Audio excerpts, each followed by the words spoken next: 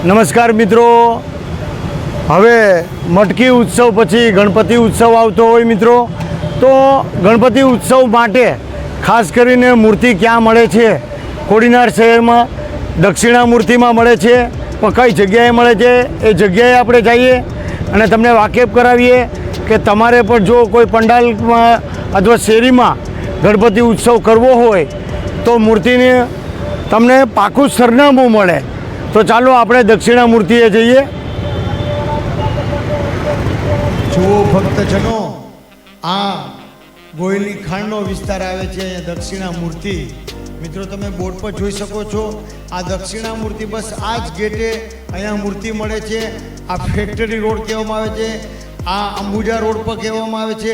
અને અત્રે તમે જોઈ રહ્યા છો તે માટીના ગણપતિ છે મિત્રો. હા, જુઓ તો ખરા કેટલી સરસ મૂર્તિ બનાવવામાં આવી છે. આ મૂર્તિ હોય છે કિંમતી, પણ માટીની મૂર્તિ તમે એક વખત જોવો એટલે તમને એમ લાગે કે આ મૂર્તિ આપણે ઘર માટે લઈએ જ છીએ. એટલે મિત્રો એકથી એક ચડિયાતી મૂર્તિ હોય ગણેશજીની. અને એ જે મૂર્તિ જે બા વેચે છે એ બાને પણ આપણે મળીએ કે મૂર્તિની શું કિંમત છે. 4051. ના સૌથી નાની છે એના 1551. સરસ. ભાવ વ્યાજબી રાખજો, મારા વિડીયોમાં આવશે એટલે બધે લેવા આવશે. કોડીનારમાં અને વિશ્વભરમાં તારીખ 7 સપ્ટેમ્બરના રોજ વિઘ્ન હરતા દેવનું વાજતે ગાજતે અને આસ્થાભેર સ્વાગત કરવામાં આવશે. હાલ કોડીનારમાં નાના મોટા મળી અંદાજિત 100 થી વધુ સ્થળોએ ગણેશ ઉત્સવનું આયોજન કરવામાં આવ્યું છે. મોટા પંડાલના આયોજકોએ વેલી મૂર્તિ લાવીને પોતાના મનગમતો કલર કરાવે છે. આજથી જ વિઘ્ન હર્તાને પોતાના વાહનમાં બેસાડીને પધરામણી કરશે. શહેરના ચોક ગલીએ ગલીએ પધાર્યા બાદ વાજતે ગાજતે તેમનું સ્વાગત કરવામાં આવશે. 500 થી રૂપિયા 500 થી 50,000 સુધીની મૂર્તિનો ઓર્ડર અપાઈ ગયો છે. કોડીનારમાં માટીના ગણપતિ ખાસ ઓર્ડર દઈને માટીની મૂર્તિ ખરીદવાનું પસંદ કરે છે. નિયમને ધ્યાનમાં રાખીને પ્લાસ્ટર ઓફ પેરિસની મૂર્તિ 8 ફૂટ સુધીની મૂર્તિ રાખવામાં આવશે. આ વખતે એક એક મૂર્તિ તમે જુઓ તો દ્વારકાવાળા ગણપતિ, તિરુપતિ બાલાજીવાળા ગણપતિ, શિવાજીવાળા ગણપતિ, ભગવાન શંકર રૂપમાં પણ ગણપતિ, આવા તો અનેક રૂપમાં ગણેશજી અત્રે અહીંયા પધારેલ હોય. અને તમે એ જુઓ તો ખરા, એકે એક ચડિયાતી મૂર્તિ હોય કે લાલબાગ કા રાજા હોય.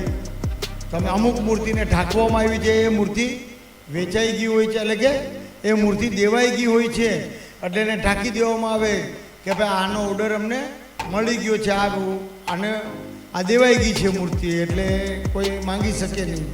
બાકી તમે એક એક મૂર્તિ જુઓ, નાની મૂર્તિથી લઈને મોટી મૂર્તિ, કોઈ ગણપતિ કમળમાં હોય, કોઈ ગણપતિ અલગ વાહનમાં હોય, કોઈ રાજપાઠમાં હોય. આવી તો અનેક મૂર્તિઓ. અને એમાં પણ તમે એનો કલર જુઓ અને તમને એમ થાય કે આબેહૂબ ગણપતિજી હોય એવું જ લાગતું હોય તમને. અને ગણપતિ વેચનારા લોકો એમ કહે છે કે આ સખત અમારી 6 મહિનાની મહેનત હોય તો તમે 5 પૈસા વધારે અમને આપજો, એમ એ કહી રહ્યા છીએ. તમને અમે આપીએ છીએ, લુગડા પહેરાવીએ, કપડાં પહેરાવીએ, ડાયમંડ પહેરાવીએ, જરી પહેરાવીએ, બધું પહેરાવીને આપીએ, પણ તમારા ભાવમાં પણ આપીએ છીએ. પણ તમે અમારી કિંમત નથી કરતા. કરીએ બધા ગીત. કોડીનારમાં સારું છે, કોડીનારમાં સારું છે.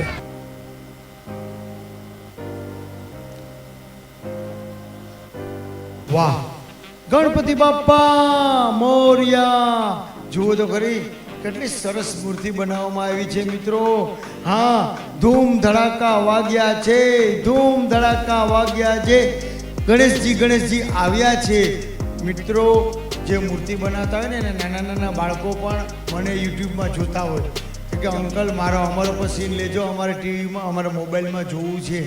તો આપણે થોડીક ના પડાય. શંકરજીના રૂપમાં જુઓ, તાંડવ નૃત્ય કરતા હોય શંકર ભગવાન, એવી રીતે ગણેશજી ગણેશજીની મૂર્તિ તે બનાવવામાં તો આવી છે. કઈ બસ હતી? શ્રી હરિ બસ ને કઈ ક્યાં અકસ્માત થયો તો? લીંબડી પાસે. સારું છે ને હવે? પગમાં લાગી કીધું ને? કમરમાં ને પગમાં. ઓમ નમો ગણપતિ નમઃ. જુઓ તો ખરા, આ ગણપતિ એટલે કે દ્વારકાવાળા ગણપતિ એટલે કે ભગવાન શ્રી કૃષ્ણના રૂપમાં ગણપતિ બનાવવામાં આવ્યા છે.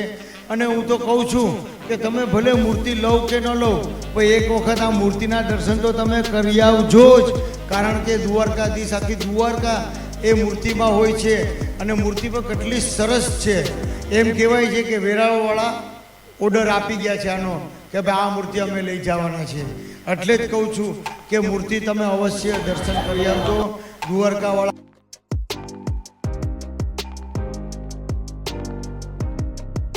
એકથી એક તળિયાથી અહીંયા મૂર્તિ હોય મિત્રો. તમે મૂર્તિ લેવી હોય એમ કહો કે વેરાવળ, ઉના, દીવ, વણાકબારા, રાજુલા, જાફરાતવાળા, પણ એક વખત અહીંયા કોડીનાર તમે મુલાકાત લેજો. અહીંયા દક્ષિણા મૂર્તિમાં જ પ્રથમ ગેટમાં જ એ મૂર્તિ વેચે છે લોકો.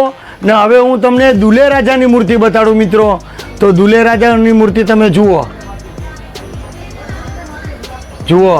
કેટલી સરસ બનાવી છે.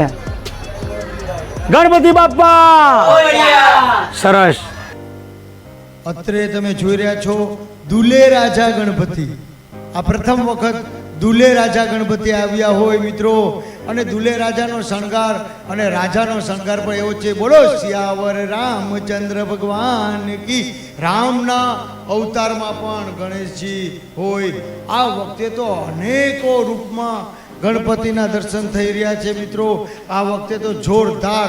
અને ખાસ કરીને મારી નમ્ર વિનંતી છે કે કોડીનાર કે આવાજ યુટ્યુબ ચેનલ અને હરિઓમ સેવા ટ્રસ્ટ દ્વારા એક વિનંતી કરવામાં આવે છે કે માટીના ગણપતિ ઘરમાં પધરાવજો. ગલીએ શેરીમાં માટીના ગણપતિનો વધુમાં વધુ ઉપયોગ કરો. Eco friendly Ganpati. હવે હું તમને તિરુપતિ બાલાજીની મૂર્તિ બતાડું. એમાં પણ ગણપતિ હોય. જુઓ જુઓ તો ખરા, તિરુપતિ બાલાજીના દર્શન કરો. હા, આ વખતે તિરુપતિ બાલાજીના રૂપમાં પણ ગણપતિ હોય અહીંયા. અને મિત્રો, જે આપણા કોડીનારના યુવકો હોય તેઓએ આ મૂર્તિને પસંદ કરી છે ને એ લોકો મને જોઈ ગયા કે ભાઈ અમારો આ મૂર્તિ સાથે સીન લઈ લે, તો આપણે થોડી કંઈ ના પડાય કંઈ. જુઓ તો ખરા, અનેકો રૂપમાં જેઓની આસપાસ દરેક દેવી દેવતાઓ હોય છે. ગણપતિ, ગણેશજી, દુંદાળા દેવ, મોટી સૂંઢવાળા, મોટી કાનવાળા, આ ગણપતિના અનેક રૂપ છે મિત્રો. જુઓ, કાર્તિકેય જે મોરલા ઉપર જે જતા હોય, ભગવાન શ્રી વિષ્ણુ જે વાહન ઉપર હોય, એ તમામ વસ્તુ અહીંયા આવી ગઈ છે.